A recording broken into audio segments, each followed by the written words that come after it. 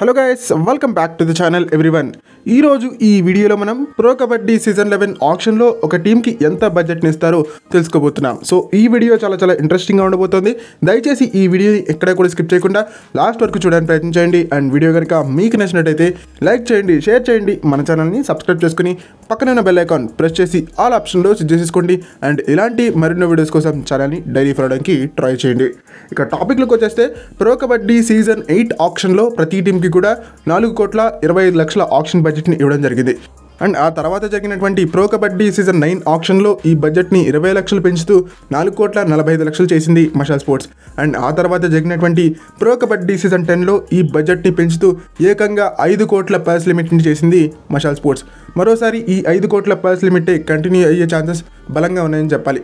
ఈసారి కూడా 5 కోట్ల పర్స్ లిమిట్తో ప్రతి టీము కూడా ఆప్షన్కి వస్తుంది.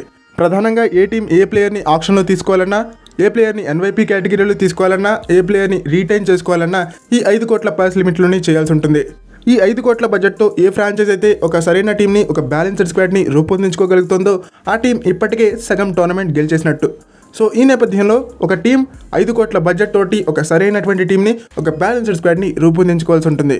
ఓకే, ఇది ఫ్రెండ్స్ ఈ వీడియో కనుక మీకు నచ్చినట్టయితే లైక్ చేయండి, షేర్ చేయండి, మన ఛానల్ని సబ్స్క్రైబ్ చేసుకుని పక్కన బెల్ ఐకాన్ ప్రెస్ చేసి ఆల్ ఆప్షన్లో సెట్ చేసుకోండి.